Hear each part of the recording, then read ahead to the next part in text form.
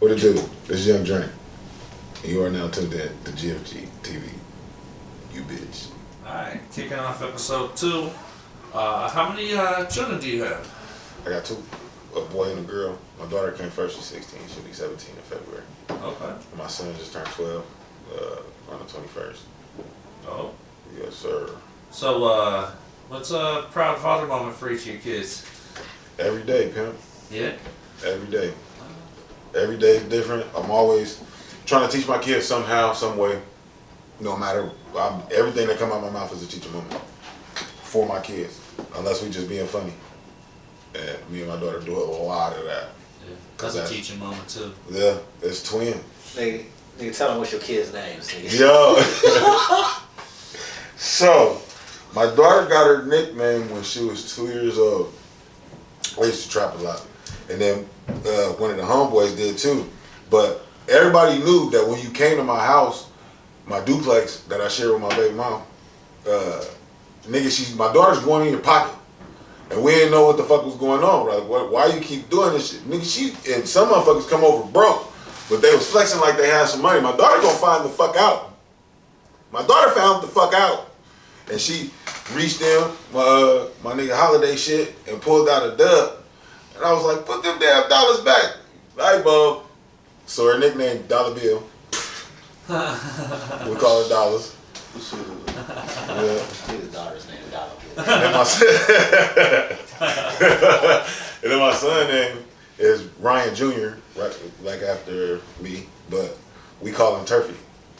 And that's because back when he was little,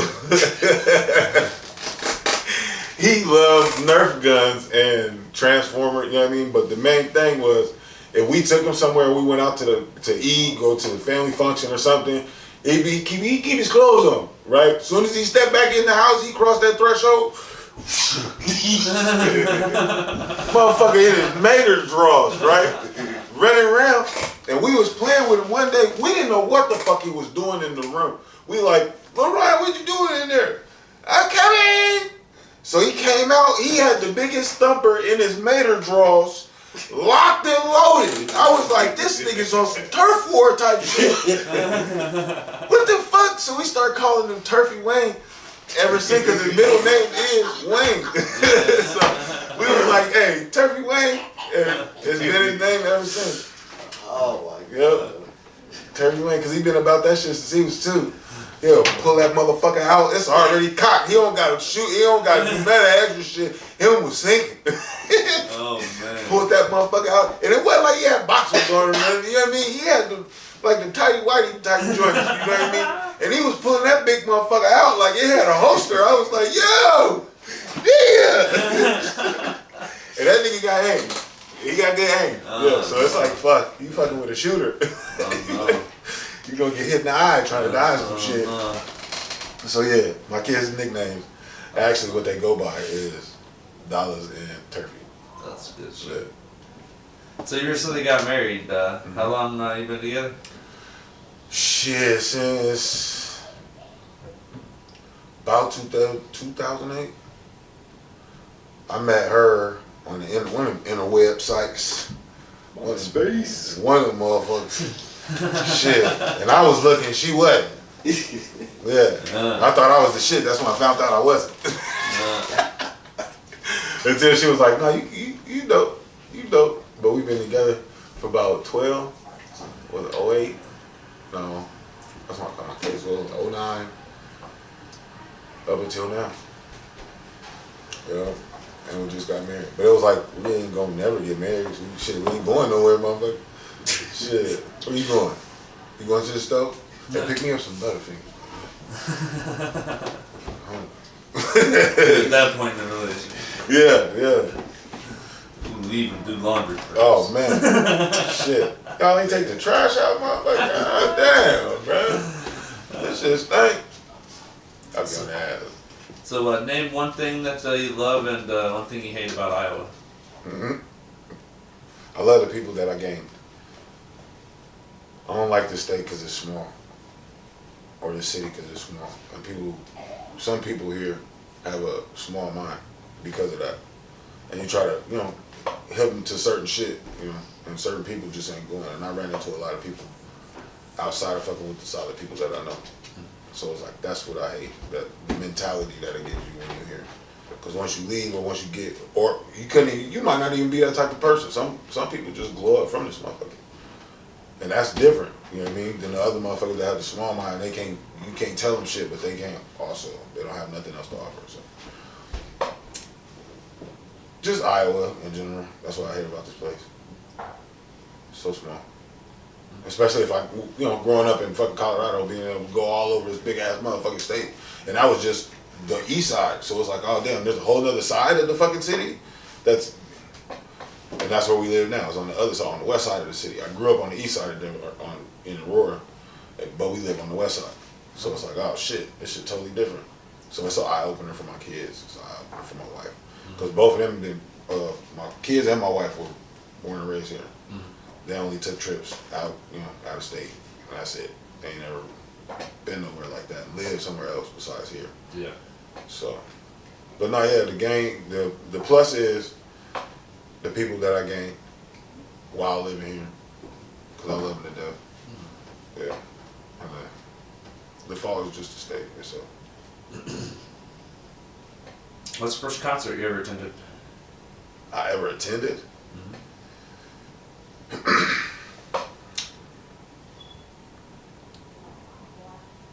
That would have to be Too Short at Holler. I remember that. That shit was cracking. I remember That shit was cracking.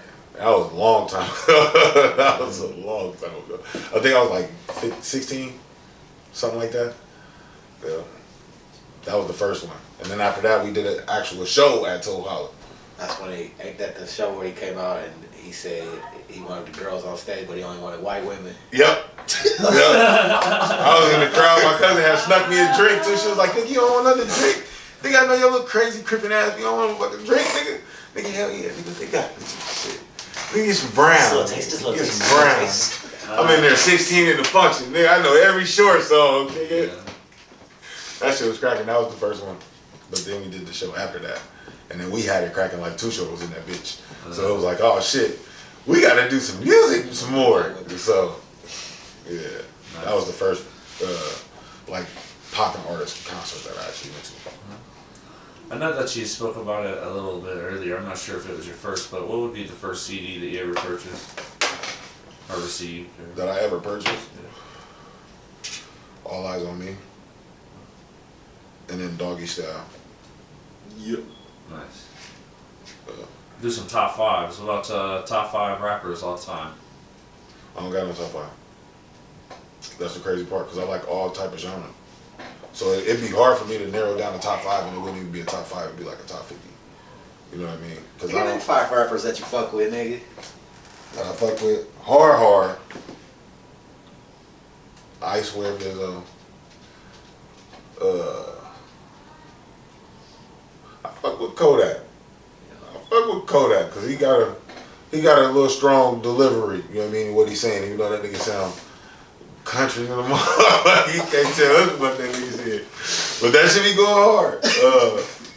Who else I fuck with? I fuck with Bino, Ritto from Compton. I fuck with a couple Compton niggas. YG go hard. That nigga just released that new shit. That shit's hard. What's that? 4? 3? That's 4. And Nipsey. Really? There you go. There's a lot of go-tos. That's, you know what I mean? That's like my go-to. Okay. What about 5 albums all time? Shit. They might got Ponder, yeah. All Eyes on Me. Yeah. That shit's just ultimate top 5. The Dogfather. This boy's good. He's speaking great West right now. I forgot about the Dogfather. Oh. Damn. What else? What's the name? What's the name of that shit? Victory Lap? That shit go hard. Front to back. Rick Ross, Maybach Music. Before he got into the beefs, that's when that nigga came hard. And then he did that other shit. What's that, 3? 4. And then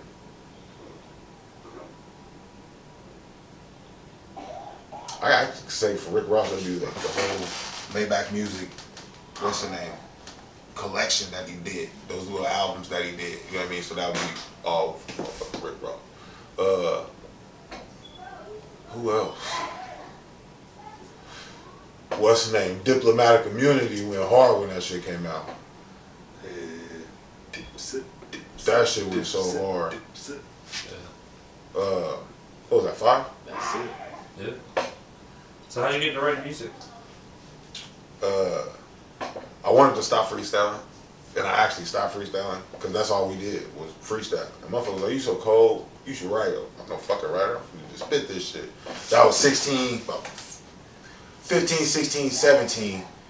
Cause I started writing. I wrote this one lyric when we lived on Galena in Aurora, and it was after Tupac's or not Tupac, motherfucking Snoop Dogg's Gin and Juice.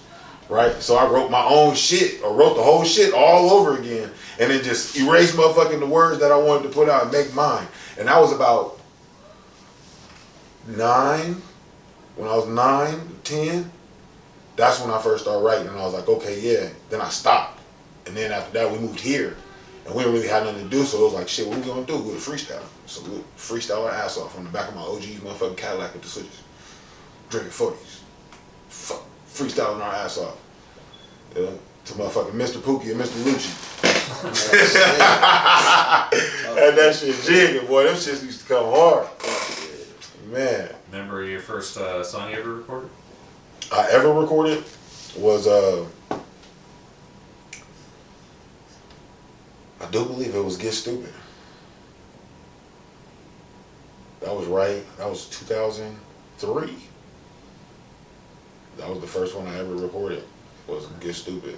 You know where you recorded it at? At Head Bobbers Incorporated. with Al, big tall ass. He used to work for UPS, but he lived off of what's that shit called? Beaverdale. He lived in Beaverdale. Big ass 3-story house, but he had the smallest motherfucking room for fucking the studio. The booth was like this goddamn big. That shit was this goddamn deep. You had to be that motherfucker like this. Like, nigga, you can't help us out here, bro. Nah. But he had some shit, him and First Sunrise, he was First Sunrise and Robert, what was it, Robert Tosin? Yeah. That was Horizon back then, and they used to do group shit. But I met Al through my cousin, Scoozy Dude, back then, because he worked at UPS. And he was like, yo, this dude said he would record us and shit. And then, I can't even remember how the fuck we got to do a performance at Holler. I can't remember how we came across that. I think it was them. First Sunrise and Horizon had a fucking event that they put on at Holler. And it was like, yo, Al was like, y'all coming. Y'all, this shit cracking. So we did Get Stupid, and we did the song, and then I went to Sacramento in the end of 2003 from I want to say the beginning of September of 2003, and then I went and was there, and I was like, damn, my uncle was like, nigga, I'm not taking you back. Nigga, I'm 17 years old, nigga, what the fuck you go, what you mean? I can't drive, nigga, you gonna give me a bus ticket or something? So I stayed out there up until my birthday, and that's when my Scoozy Dude told me. He was like, hey, cuz, we got this motherfucking show, nigga. You need to get your ass back to Des Moines. I was on the first thing smoking.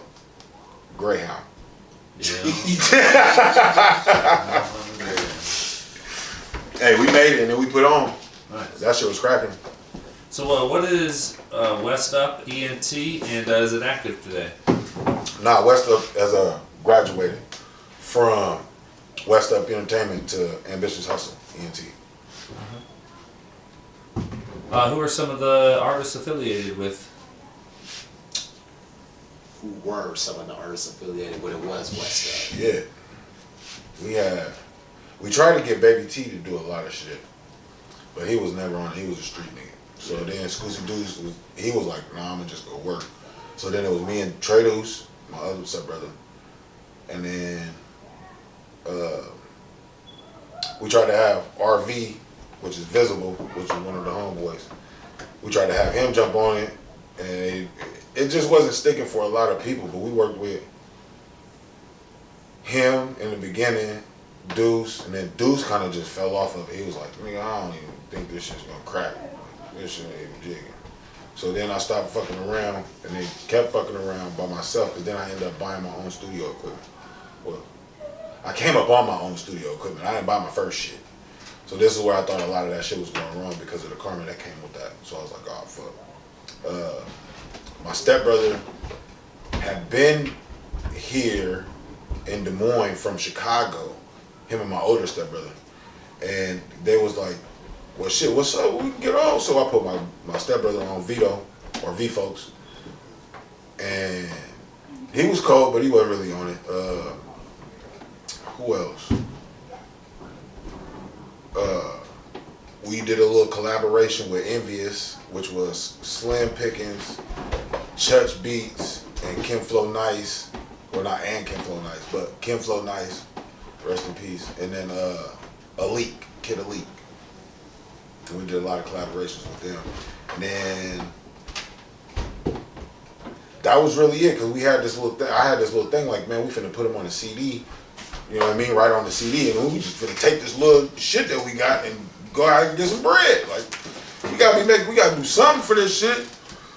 Oh yeah, this was some of the beginning from When the last time you seen that? Man, I ain't seen, y'all ain't seen this in a long times ago, those days. But this was when we did a collab, me and Mellow Man, my little cousin Mellow Man did the motherfucking West Up CMO motherfucking collab.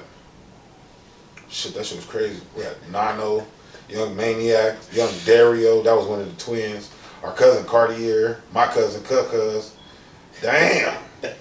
Trey Luz, Young World, that nigga's from Atlanta. That nigga went hard. And then Kim Flow Nice. Damn. That's a throwback. Jesus. What's that, like 10 years old? 10, 12 years old? That shit old. Today when I was cleaning up. That shit old, nigga. Oh shit, Bundy. I forgot Bundy was on there too, goddamn. Shit. Yeah, that's some of them. But I did a lot of collabs with a lot of other people too. A lot of different groups like Lane Nation.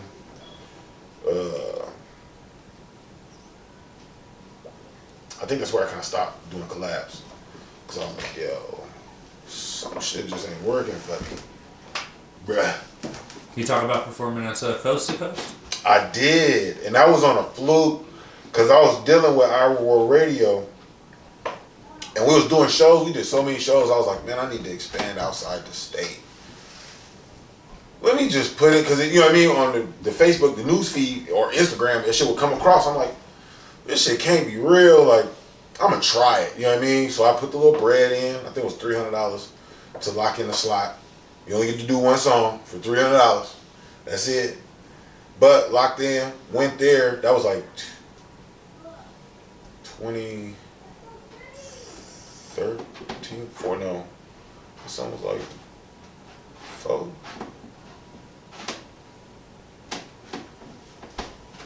Mid-teens. Somewhere around there. That I did it, and I was like, man, this shit, I don't know. Right? So I took me, my wife, and my kids, we went all the way to Colorado to perform at the Roxy. And shit, I lit that motherfucker up, but I forgot like some of my second verse, but I was jigging and I made it look sexy, so they didn't even know. So I was like, all right, cool. And then ended up, I was like, man, I ain't gonna win shit. She was like, baby, you're good. Even though you missed some shit, like whatever. Then my cousin that lives down there, my cousin Brian, he's in the Air Force, but he actually came to the function too. So he was like, nigga, you killed everybody. I don't give a fuck what nobody say. You killed everybody. I'm like, damn, cuz you gotta relax. Like, I don't even know yet, right? Yeah. So that turned into me winning first place. First time performing in Colorado, back home. Nice. You know what I mean? At the Roxy, 4 Coast to Coast, and won first place. I was like, what? They ain't call my name. My wife pushed me. Said, they called your motherfucking name. I'm like, hell no, the whole time. That's all I can say up to the stage. Hell no. Hell no. I got up to the stage still saying that shit. Buddy looked at me and was like, man, hell yeah. Yeah, you did win, motherfucker. Like, stop saying that shit. First place, my dude. That shit was crazy. And that turned into the single record deal for, I did All In for them. And then I did Got Goals for them. That was my second single deal with them. It did a nice projection. It's a nice little song, you know what I mean? I will be performing that motherfucker tomorrow.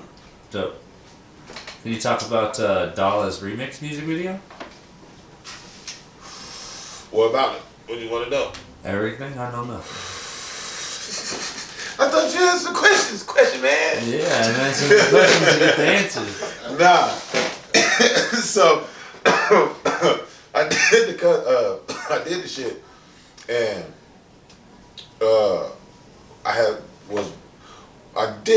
I was going to a studio because I met through Coast2Coast DJ Tamiko, and I was like, yo, where you at? She was like, oh, I'm at the studio somewhere in Lakewood. I'm like, where the address at? So she sent me the address. I go over, I'm like, yo, that's like 5 minutes from the crib. She was like, damn, you live out here? I was like, yeah, I live in Lakewood. She's like, yeah, what's that mean? She didn't say nothing, but I went over there and got, mingled with some of the people, and then I knew her from winning first place. So I was like, all right, cool. And then dude, which his name is Dreddy, he called in somebody too from Park Hill. So I'm like, Park Hill? I think I got cousin, family. I don't know. So then my other cousin come from the east side of Denver, and I'm like, yo, what you doing here? She like, oh yeah, I know him. And then my other cousin come in, and I'm like, whoop, whoop. And I could tell he was looking at me. You know what I mean? I'm like, damn, because he dressed in drag. I don't think he's gay. But he does dress in drag. You know what I mean? Married, two kids. But he does that as his entertainment. You know what I mean? That's what he does. So I'm like, all right. He was like, man, I'll take you to a better studio than this. Just being disrespectful to Dreddy. I'm like, damn, bro, you gotta relax. Like, I actually paid this nigga. Like, you gotta relax. So he's like, nah, I ain't mean it like that. So he's like, man, let me holler at you. So he told me about some other studio, which is Jesse O'Brien. He works, I can't remember what the fuck the name of that damn studio is. But a lot of big names that came out of there. Macy Gray, D'Angelo did that whole Naked album over there. A lot of motherfuckers going way back to the 70s. You know what I mean? They've been doing shit. And then he introduced me to another engineer, which is Nick Pellet. And he done a lot of shit. He got a lot of big names under his belt. So I was like, oh, okay, this is what you talking about. Nigga, as long as you don't be acting fruity, trying no shit, like whoop whoop. So he was like, I'm cool on that. Like, ain't my family like, no, we ain't on that. So that's how we came up with. We start kicking it, and then he used to come over to the crib. We had a little garage I used to be in, and we just came up, just listening to beats. Then after he left that night, I just still was listening to beats, just getting drunk, just listening to beats. And I found Dollaz. I was like, oh, I like this one. So then I presented it, and he was like, yo, that shit's gonna go hard. We're gonna take it over here, get it mixed and mastered. Then he was like, nah, we just gonna do the remix. I was like, no, the fuck we're not. We're gonna do the first one first, and then we can do the remix, motherfucker. And if you wanna do a video to it, all right, whatever. So that's how Dollaz remix came about. And then everybody asking me, who's that a boy and motherfucking twerking in the goddamn? I got so many motherfucking messages and calls from that shit. I was like, what the fuck y'all, like, y'all know who I am, like, what the fuck y'all talking about, like, the fuck, yeah, some motherfucking dude dressed in drag in that motherfucker, and his homeboy, the choreographer, that showed all the bitches that really, they... It was alright, it was alright, the remix was alright, for, they did their thing, shit, 10 hours for a video, that was the first longest video I've ever shot, the whole 10 hours. To shoot that whole Dollaz remix. Yeah. That shit was crazy. I was like, never again. Never again. We gonna get this shit done in 1.5, maybe 2. Yeah. Shit. That shit was crazy. How about do Unsober song and music video as well? That shit was crazy because I was going through a lot too. with that song coming out, I started figuring out that I got real bad depression issues and high anxiety like a motherfucker that I never thought to think, you know what I mean? Like maybe something wrong with me. And then I never knew until that shit started hitting hard. So I was like, man, I gotta give up drinking a little bit. I can't be drinking like that because that shit's only gonna end bad. So I was like, my wife was like, yo, I'm with you. Like I'm for it. If that's what you want to do, even though your name is Young Drink, I'm with you. I got your back. So then came the song and I found the beat and I was like, yo. And this is around the time I was telling myself like I don't want to be a genre artist like at all. I don't want to be, oh, that nigga just make hip hop and rap music, you know what I mean? Or he do a little slow song for the broads. Like, nah, I was like, man, let me do this song and see where I can go with it. So, and I was like, damn. Just looking at the alcohol bottles, like, shit. I like being unsober. So then I was like, man, maybe I could write a song about being what makes me feel, you know what I mean, unsober naturally. Mm-hmm. Versus I need shit to, intake shit. I need to smoke weed, which is therapeutic, people. Yes, sir. You see me.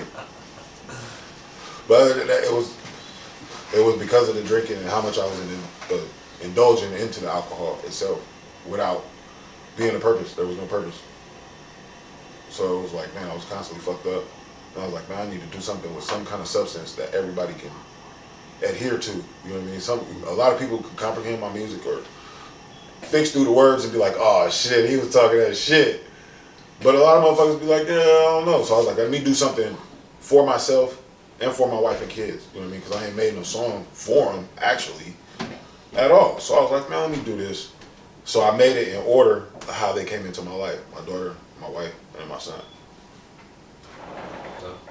Yep. Awesome. Well, that's end of episode 2. We'll see you for episode 3.